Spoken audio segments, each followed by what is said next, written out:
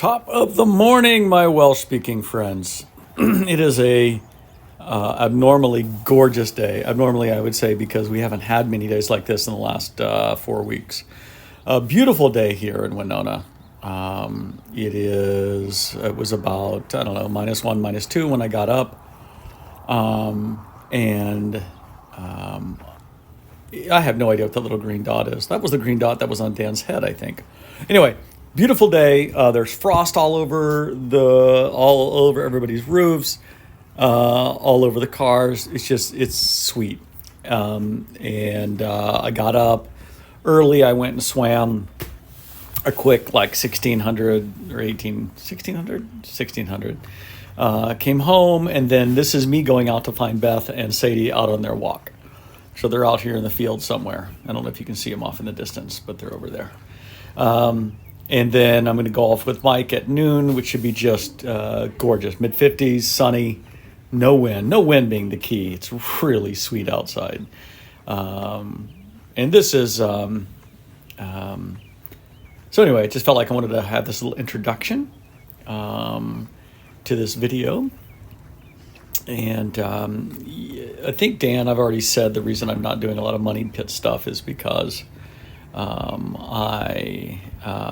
we're not doing a lot of work there. I did, Ann and Dave and I did do some work on the front bedroom, getting the walls prepped for mudding and repairing. So we'll see how well that goes. I just don't know how it's going to blend in with the textured plaster when you've got untextured drywall mud. So here's a little quick picture of that. All the long straight lines are where I put drywall tape over cracks and then mudding it. So we'll see how that works out. And swimming is going well. I think I had talked about my desire to you know what? I'm going to talk about swimming in another video because I came here to talk to you about Sow-u-nas. So first thing, let's talk about pronunciation. So I think you're pronouncing it Sawna, which is like the same pronunciation as the third person singular conjugation in Spanish for the verb sanar. So sana, which means he heals or she heals, or it can imperative means you heal, as in I want you to heal. There's this great rhyme in Spanish. Sana, sana, culita de rana, sina sana soy, sanarás mañana, which means heal, heal, little frog butt. If you don't heal today, then heal tomorrow. It's a children's thing, like kissing and making it better. So it's something you say to kids when they hurt themselves. So, but that's not what I'm here to talk about. I'm here to talk about Sow-u-nas. So you can say sana. Often in English they pronounce it Sawna, as in vupa, vupa, vupa, ding, Sawna. You know, like saw, no, sauna, as opposed to sauna, sauna, sauna. And then in mostly in Europe, even in non-Scandinavian countries, but certainly in Finland and Estonia, it's pronounced Sow-u-na.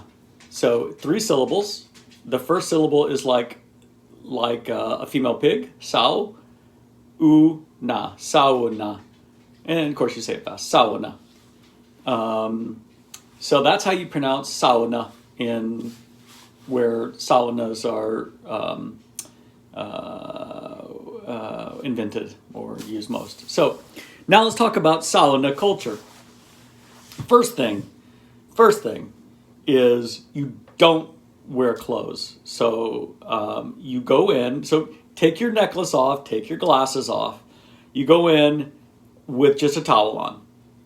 You can drop trowel, which is common, especially if it's just you and you guys together by yourselves. It's not uncommon in Scandinavian countries that, mixed couples, families, will drop trowel. Preston, when he was doing sauna in Finland, the men would go in and everybody would drop their towels, not unlike the sweat lodge.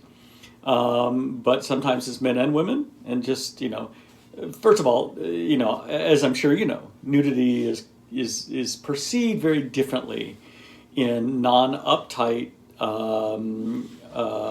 American puritanical gun-toting countries, i.e., every other sort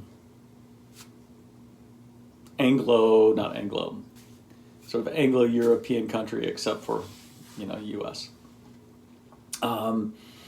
So it's not uncommon, like when we go over to Matt and Jen's, that we're just all wearing just towels. So first of all, you don't want all your clothes on. You're just going to sweat through them. That makes no sense, right? Presumably there's a shower just outside of the sauna. I think there is at your place. Or maybe that's one of the showers that they're repairing. But you can, when you're done, you take a quick shower to get all the sweat off. So that's culture item number one. Culture item number two, temperature. So you were saying that when it got to 30, Sarah was like, okay, I'm done. But you made her stay until 45. In the aquatic center that we go to in Estonia, they actually have 4 saunas. 3 of them are different temperatures. So they've got the 45 degree, the 70 degree, and then the Finnish 90 degree sauna. So 90 degrees is stinking hot. Now, if you're going to be in a 90 degree sauna, you're going to want to wear a sauna hat. So most sauna hats do not look like this. This is kind of obviously a joke sauna hat. Saunan kapteeni, as you can imagine, means sauna captain. So that's me. Duncan and Claylee got me this for Christmas a couple years ago. But most sauna hats they're like little buckets. They're felted wool. And the whole idea is if you have receding hairline or you have no hair, or your ear tips are exposed, those get really, really hot. So you wear a sauna hat to protect the top of your head and your ear tips. So 90 degree saunas are great. Now, but when you go in, we're talking like 5 or 10 minutes. But you're just sitting, right? You're sitting. You're not moving. Breathing deep, and it's a way of, especially at the end of the day, of relaxing. You come in. Maybe you guys come in from a hike in one of those misty mountain hops that you guys do there in Wales. Maybe you're up on Snowdon. You're snowed in, or you're rained in, and you're soaking wet, and you get back and you're cold. You get rid of your clothes, get into the sauna, and just warm up and sweat and relax. So it's like a 10-minute thing, at the end of every day. And for the Finns, the Estonians who have saunas in their places, it's a nightly routine for them.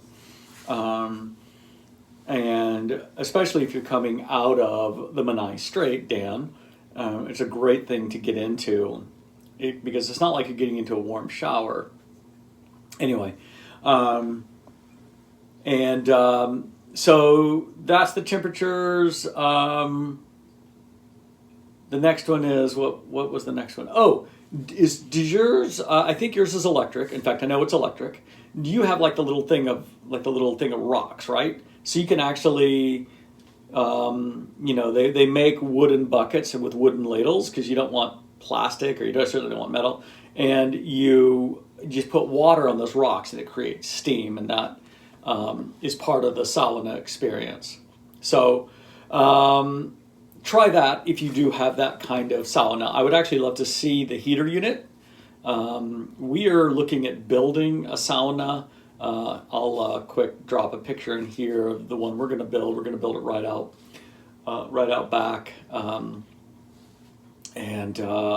it'd be nice to actually have a cold tub out there too. So we'll see. Anyway, that is my sauna experience that I wanted to share with you, my sauna knowledge.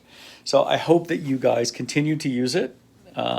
Sarah, I think you'll grow to like it even if you don't, because really 40-degree sauna is like sitting on your front porch in the shade in the summertime at home. You need to get up like 70 or 90 to really get the benefits. So anyway, I'm going to go do some work around the house. That's my story. Sticking to it.